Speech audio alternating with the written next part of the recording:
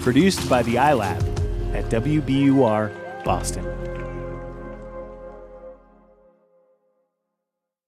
What do you think is the most powerful part of your body? Is it your big, strong arms? Your long, sturdy legs? What if I were to tell you that the most powerful part of your body is right up top, in your head?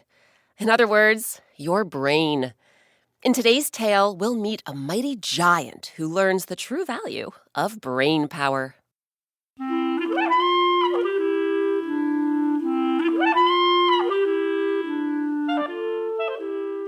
I'm Rebecca Shear, and welcome to Circle Round, where story time happens all the time. Today our story is called The Giant's Causeway.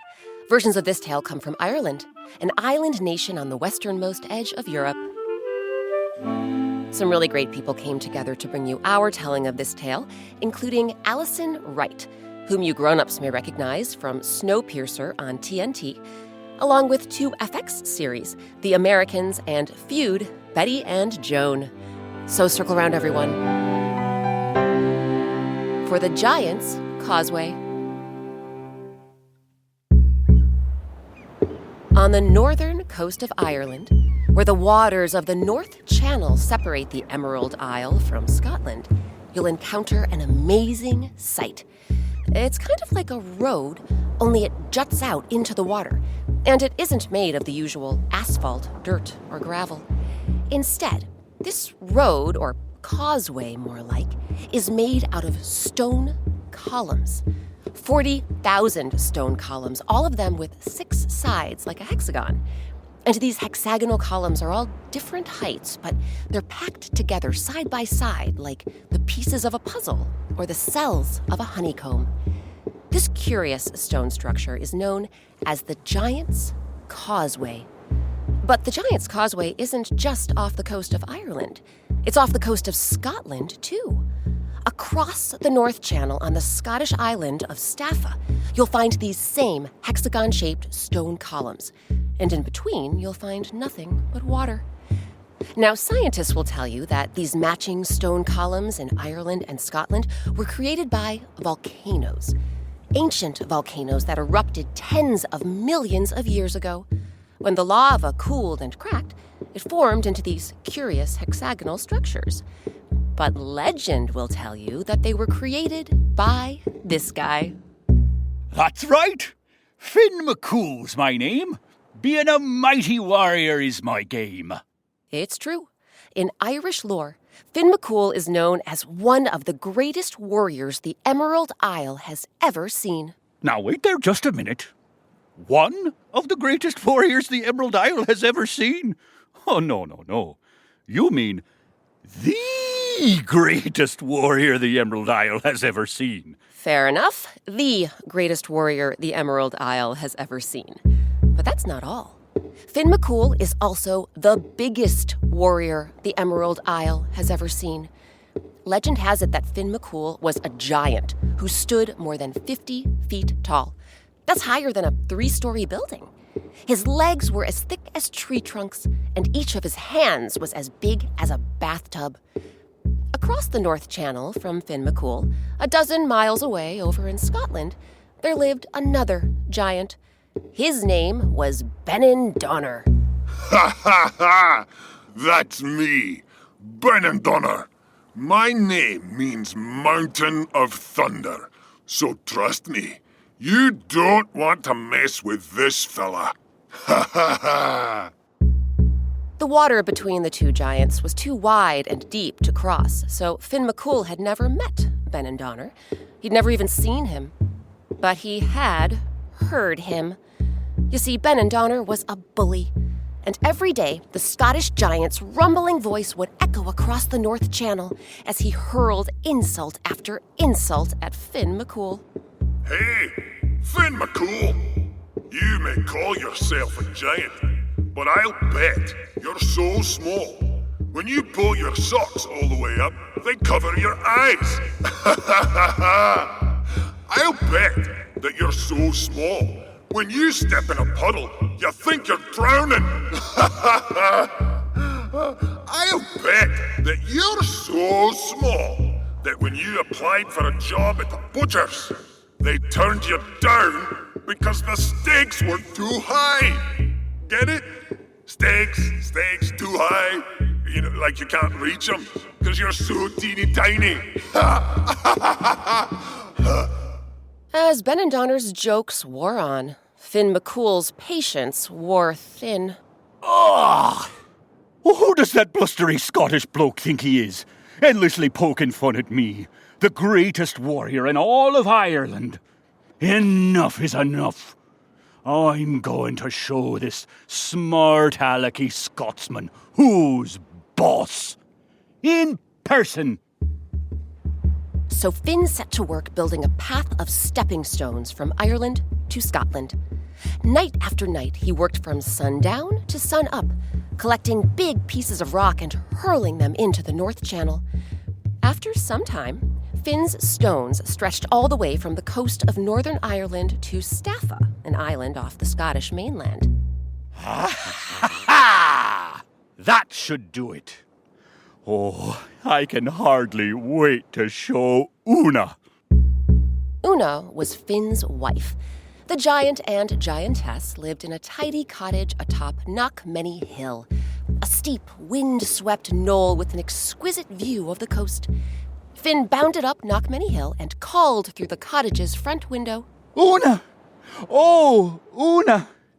Come and take a look at my gorgeous new road. Una stepped outside and cast her eyes down the hill. The morning mist still clung to the water, but if she squinted, she could make out thousands of stone columns extending toward the horizon. Oh, Finn, it's a fine road. Though, technically, I would call it a causeway, because you built it over water. A road just goes from one place to another. Finn beamed at Una. He had never known anyone so quick, so clever. You're right, my wise and wonderful wife. You're right. It's a causeway. And thanks to my causeway, He swept his arm toward the sea. now I can march right across the North Channel and prove to that so-called Mountain of Thunder that I am a formidable foe, that I am every bit as mighty and powerful as... Finn's voice trailed off. Finn, you all right? You've gone as pale as a birch tree. Finn didn't respond to his wife. He just stared at the causeway, his wide eyes frozen. Una followed her husband's unblinking gaze. Out on the misty North Channel, a figure had appeared through the fog. It was crossing Finn's causeway, heading straight for the Irish coast. Immediately, Una and Finn knew exactly who it was. The Mountain of Thunder. And boy, what a mountain he was! Ben and Donner was at least 4 times the height of Finn McCool. So instead of being as tall as a 3-story building, Ben and Donner was as tall as a 12-story building. Instead of having legs as thick as tree trunks, his legs were as thick as grain silos.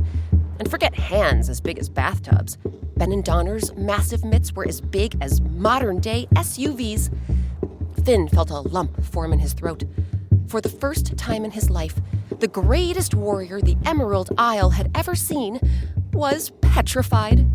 Una, what am I going to do? When Benadonna gets here, he's going to squash me like a bug, crush me like a grape, flatten me like a pancake, squeeze me like a lemon. Enough, my dear. Una laid a hand on her husband's trembling shoulder. Her eyes were fixed on the burly brute lumbering down the causeway, but her mind was racing faster than a jackrabbit. Listen, Finn, I know exactly how we'll deal with that Mountain of Thunder. Just leave everything to me. What do you think clever Una is planning? What would you do if you were the giantess?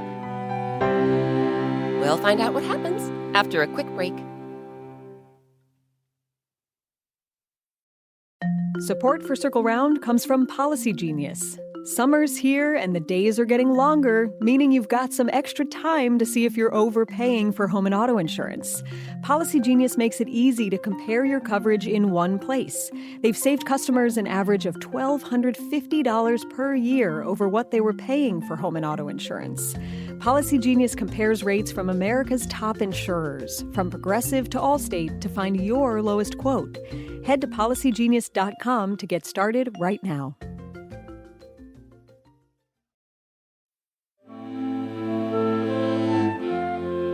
Welcome back to Circle Round. I'm Rebecca Shear. Today, our story is called The Giant's Causeway.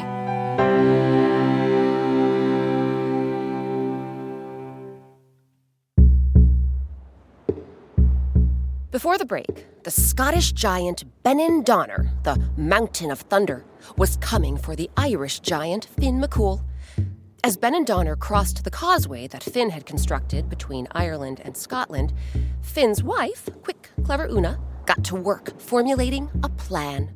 All right, Finn, I want you to go inside, find some baskets, and fill them with as much food as you can. Loads of food, gobs of food, as much food as you can possibly carry. Finn didn't know what Una was up to, but he knew better than to ask questions when she was cooking up one of her schemes. So Finn bustled into the house and swept through the kitchen, filling basket after basket with loaves of bread, wheels of cheese, sacks of potatoes, strings of sausages. He also threw in a few sides of bacon, plus the 100 golden-crusted scones that Una baked fresh for him every morning. Out in the yard, Una raced to the clothesline and plucked off one of her frilly, lacy bonnets, plus a whole mess of bed sheets. When Finn came out with the food, Una grabbed an old flour sack and stuffed it full of linens. Now, follow me down Knockmany Hill, my love. Benandonner is getting closer. We don't have a moment to lose. Una and Finn darted down the steep, mossy hill. At the bottom, Una found a sunny, grassy spot right next to an abandoned, tumble-down shack and a big pile of boulders. Una laid out one of the sheets like a picnic blanket. She covered it with the baskets of food. Then she pulled the rest of the sheets from the sack and thrust them into Finn's arms. Wrap these sheets around yourself, Finn, nice and tight, like a baby in its swaddle. Again, Finn didn't ask any questions. He just wrapped himself up in the sheets until they covered his whole body. Good. Now we just need to add this. She popped the frilly bonnet onto Finn's head. And we're ready for Benandonner. Lie down, make yourself comfy. Follow my lead. Finn lay down on his back, and just in time, too. For all of a sudden, an enormous shadow fell across the hillside. And as Finn and Una cast their eyes upward, who should they see looming over them but the menacing, mountainous figure of Benandonner? Oh there! The name is Benandonner. I'm here to see the roustabout known as Finn McCool. Una took a breath, then flashed the Scottish giant her sweetest smile. You're looking for Finn McCool, are you? Oh, well, it just so happens that Finn McCool is my husband. But he's out at the moment. The Valley people a couple of counties over wanted one of their mountains moved. Pesky thing was always blocking the sun. They asked Finn if he would pull it out of the earth for them. Benandonner put a hulking hand on his hulking hip. So, Finn McCool's strong enough to move mountains, is he? That's nothing. Back in Scotland, I moved 20 mountains before breakfast. Oh, I'm sure you do, a fine strapping bloke like yourself. Oh, and speaking of breakfast, the baby and I were just about to have ours. Benandonner peered down at the swaddled figure by Una's side. Baby, you say? That big fella there is just a baby? Of course, he's just a baby. He's only a few days old, actually, and he's the spitting image of his father. Though, by the time Finn was his age, he was already sprouting whiskers on his face. Una could have sworn she saw the Scottish giant shudder.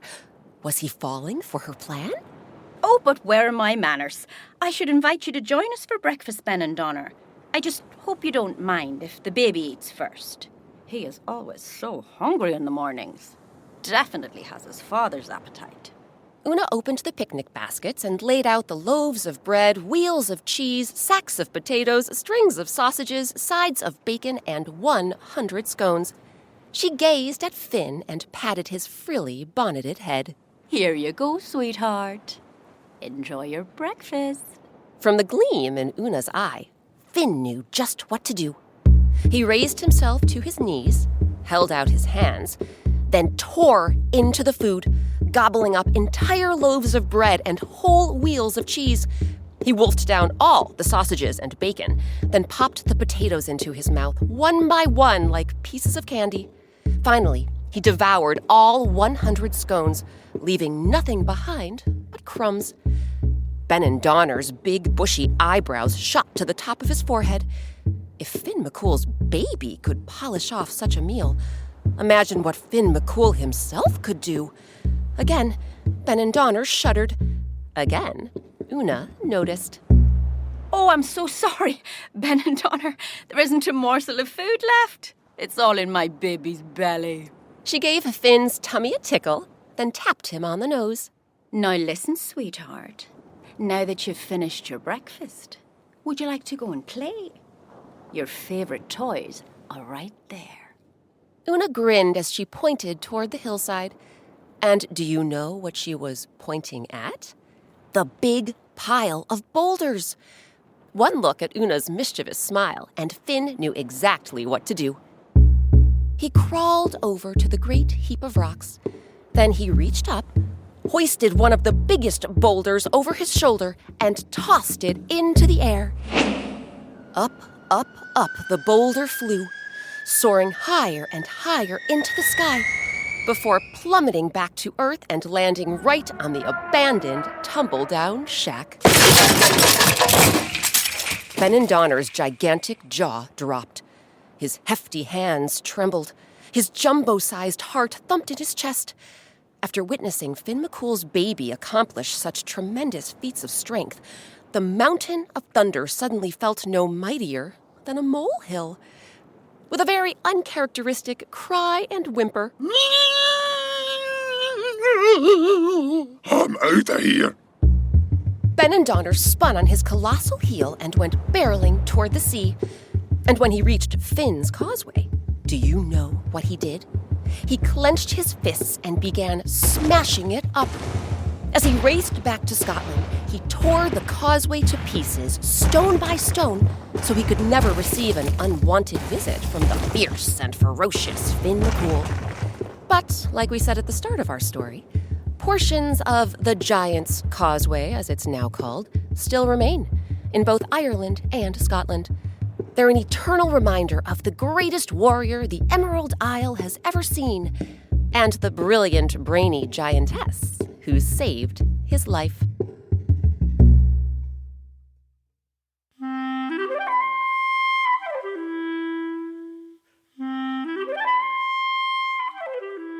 Now it's your turn. If you were a giant or giantess, what would you look like? What would you wear? Where would you live? What would you eat? Find a piece of paper, or maybe even a big piece of poster board, and draw a picture of yourself as a giant or giantess. Show every enormous detail, and then, if you'd like, share your picture with us. Grown-ups, our email address is circleround@wbur.org.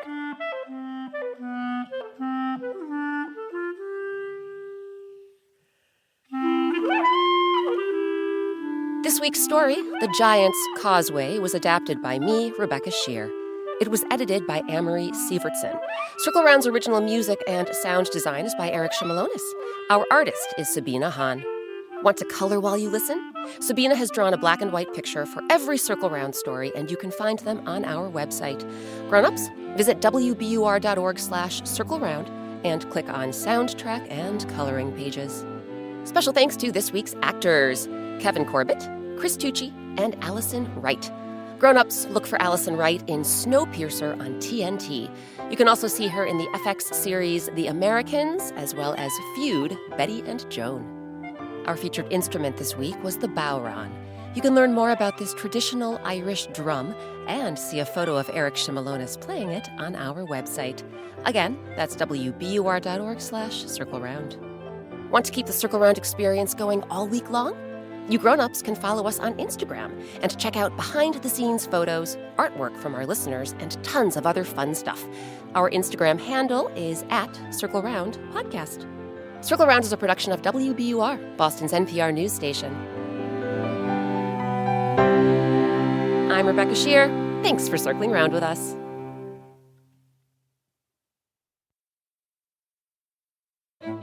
One of the best things about creating Circle Round is hearing from listeners like you.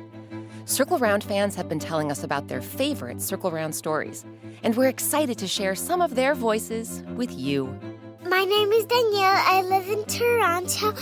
My favorite Circle Round story is long hair because she helps everybody. Hi, my name is Hannah, and I'm from Harupa Valley, California. And my favorite Circle Round is Stella and the Dragon because the dragon thought the 100 kids were gonna eat him. Hi, my name is Siren. I live in Harupa Valley, California. My favorite Circle Round story is the Skylark. I like it because the Skylark keeps tapping on the worker's head. Did someone mention an episode you missed? No problem. You can find every single Circle Round story on our website. That's wbur.org/circleround, or wherever you and your grown-ups get your podcasts.